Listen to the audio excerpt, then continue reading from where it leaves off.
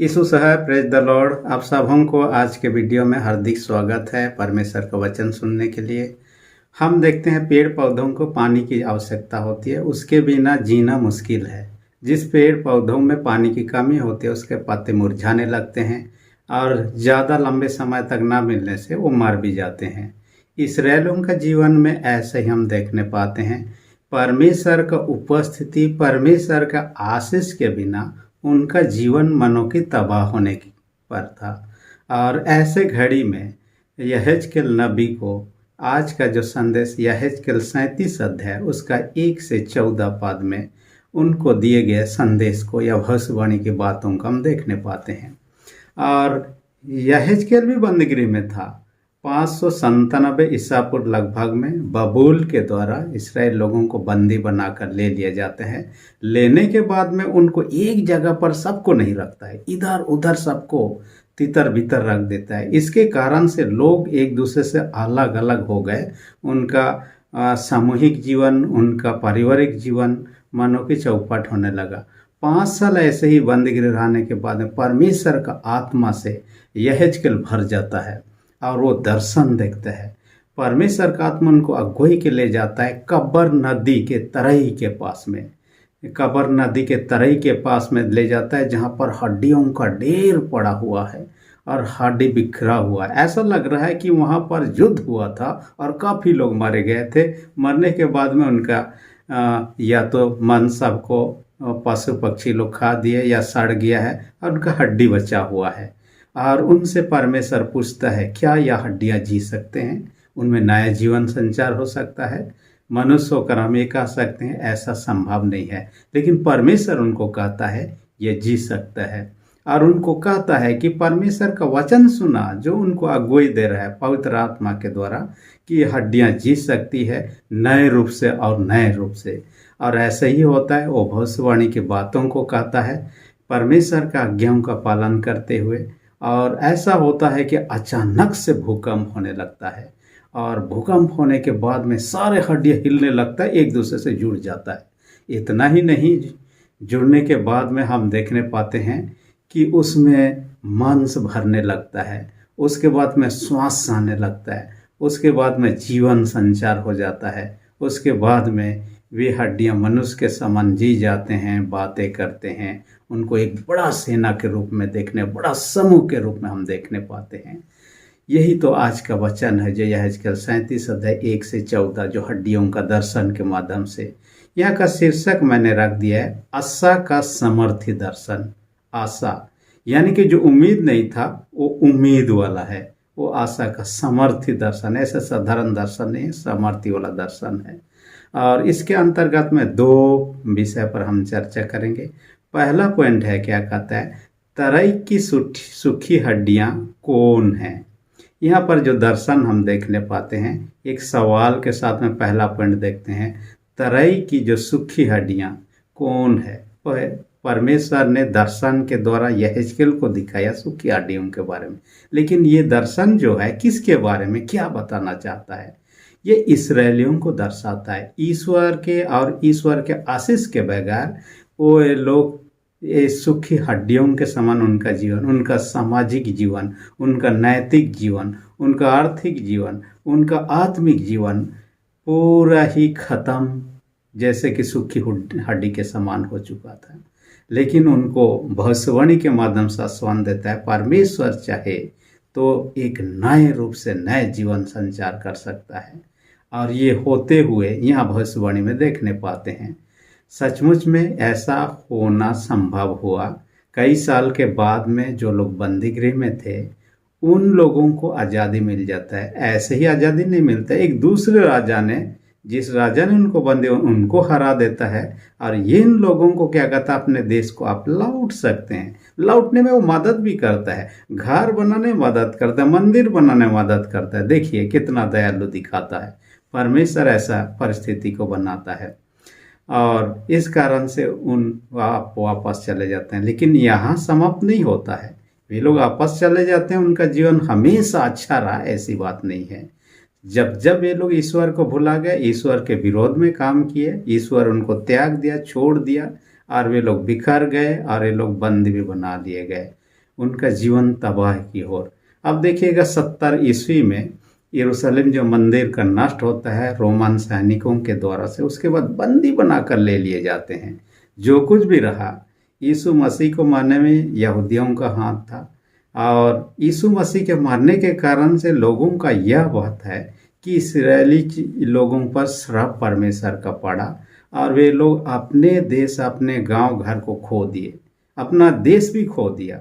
यहाँ तक कि आप जानते हैं कि 2000 साल तक उनका अपना, लगभग 2000 साल उनका अपना देश नाम का कुछ था ही नहीं। ऐसा परिस्थिति रहा। और इनके इतिहास को आप जानते हैं कि हिटलर के समय में, द्वितीय विश्व युद्ध के समय में कैसे लाखों लाख यहूदियों को मारा गया। और ये कहाँ पर होता है? जर्मनी में होता है। कॉन्सेंट्रेट कैंप सब बना दिया जाता है, यहूदी लोगों को नष्ट करने का मुहिम चलाया जाता है। कैंप में लाखों लाख लोगों को जमा किया जाता है, लेकिन गैस चैम्बर में लिया जाता था और क्या किया जाता है, सारे दरवाजा बंद करने में जहरीला गैस छोड़ दिया जाता था। कुछ ही सेकेंड में ये लोग तड़प तड़प के मर जाते थे। मरने के बाद में उनको फेंकने के लिए उन्हीं बंदियों को इस्तेमाल किया जाता था।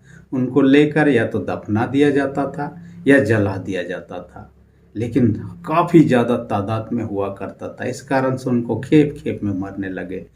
जहरीला गैस के अलावा बंदूकों से गोली मारकर भी उनको मार डाला जाता था, और कई रूप से मार डाल, जो भी रहा, परंतु इसको होलोकॉस्ट के नाम से जाना जाता है। ये एक ग्रीक शब्द से आया हुआ है जिसका अर्थ होता है जला हुआ कहता है, और ये बाद में लोगों को मारने, उत्पीड़न करने, तड़पाने के लिए होलोकॉस्ट शब्द का इस्तेमाल किया गया। जो भी रहा, परंतु ये लोग तड़पाए गए, मारे गए। कहा जाता है कि 60 लाख यहूदियों को मारा गया वहाँ पर। लेकिन जो भी रहा, लेकिन परमेश्वर ने उनको एक नया देश देता है। कब होता है? 16 मई 1948 को। और ये एक व्यक्ति के प्रयास के द्वारा से, दूसरे लोगों के सहयोग के द्वारा से भी कहिए, वे नया इस्राएल देश को हम देखने पाते हैं। इसलिए दुनिया में कहीं भी इस्राएली या यहूदी लोग हो, उस देश के नागरिक हैं। इसलिए अपने देश के निमित्त उनकी चिंता रहता है और अपने देश से प्यार करते हैं। जो भी रहा, लेकिन परमेश्वर इस बातों के बारे में यहाँ पर वर्णन नहीं कर रहा है। एक ऐसा जीवन देना चाहता है जो कभी खत्म नहीं होना है, जो कि इस दुनिया के पारे भी है। यीशु मसीह का दोबारा आगमन होगा, कब होगा अब नहीं जानते हैं, और ऐसा राज में रखेगा जहाँ पर हमारा जीवन कभी खत्म नहीं होगा, जिसे हम स्वर्गीय राज कहते हैं।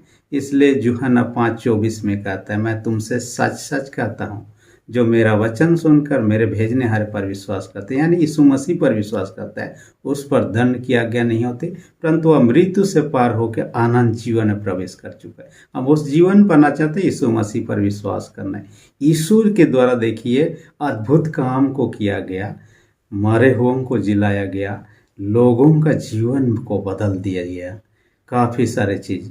आज देखिए हमारा हालात भी इसराइलों से ज़्यादा भिन्न नहीं है। काफ़ी लोगों का सामाजिक जीवन आज पतन की ओर है, नैतिक जीवन, सामाजिक जीवन पतन की ओर है, आत्मिक पतन की ओर है। आर्थिक रूप से हम लोग, कई लोगों का हालत इस प्रकार का है।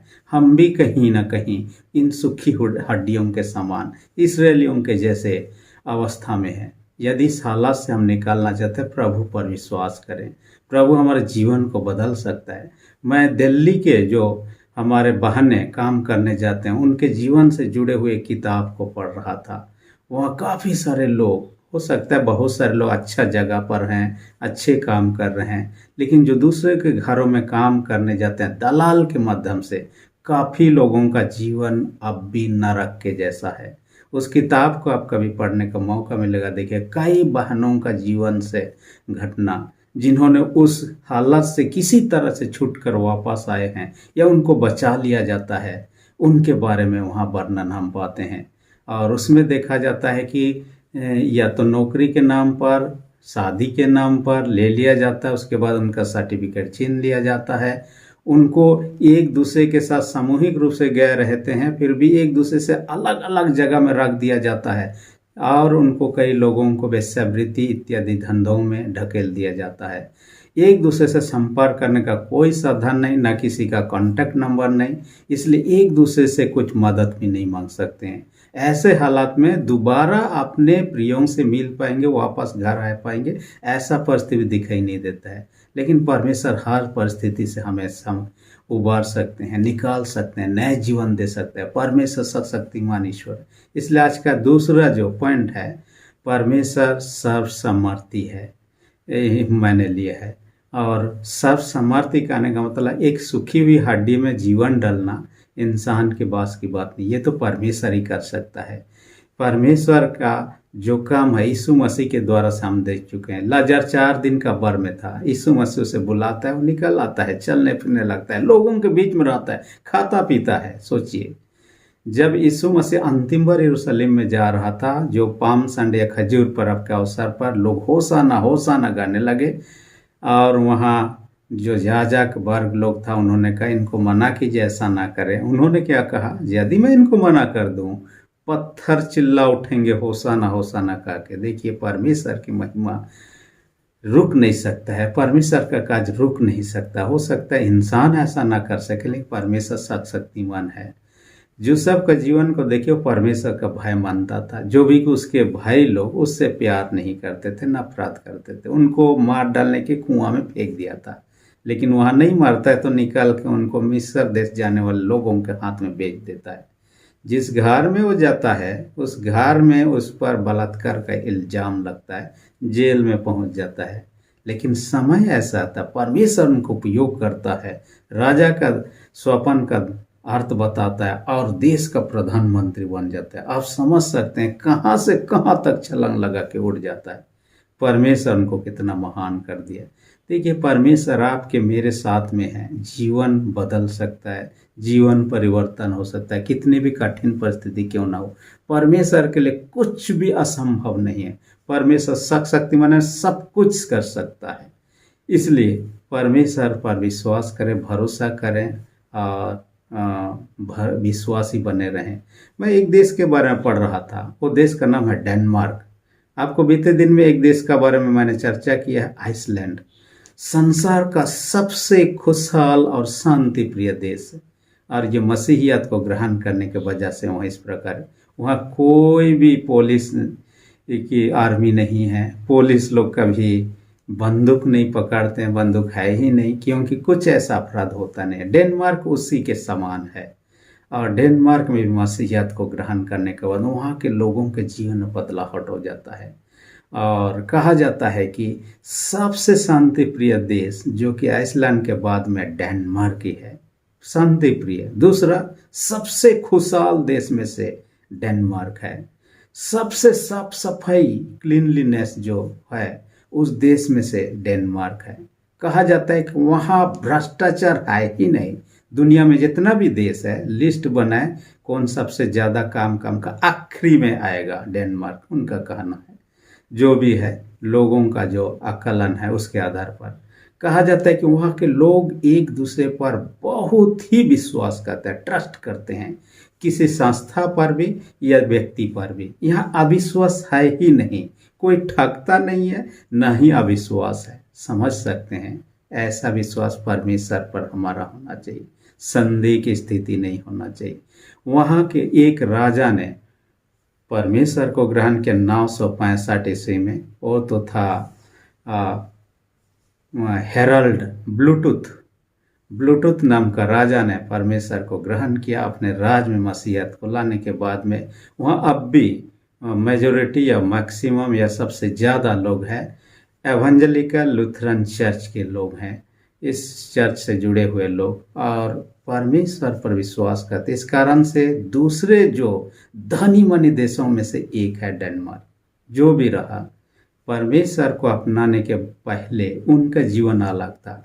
दूसरे देश के लोग उनके साथ व्यापार करने के लिए हिचकिचाते थे क्योंकि भरोसा नहीं कर सकते थे, लेकिन मसीहत को अपनाने के बाद उनमें भरोसा एक दूसरे के प्रति बना रहा, और अब भी है, जिनके कारण से खुशहाल देश में से, शांति प्रिय देश में से एक है।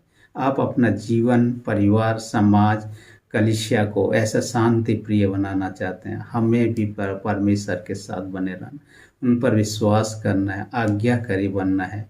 परमेश्वर आपके मेरे साथ रहेगा, हमारा जीवन बदल सकता है।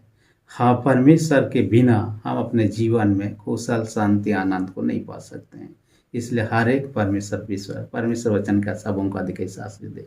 आमीन। यदि आप तक मेरे चैनल को सब्सक्राइब नहीं किया, इसी घड़ी रेड बटन को प्रेस करके सब्सक्राइब कीजिए। वीडियो अच्छा लगे तो लाइक बटन को भी दबा दीजिए। आइए हम प्रार्थना करें। सेनाओं के जीत पे तो धन्यवाद देता हूँ। हर एक सुनने वाले छोटे बड़े सबों को अपने स्वर्गीय आशीष से भर दे। जो बीमार उनको यीशु के नाम से चंगाई दे। जिनका विश्वास कम, जिनका विश्वास को दृढ़ मजबूत कर, प्रार्थना यीशु के नाम से मांगते हैं। आमीन।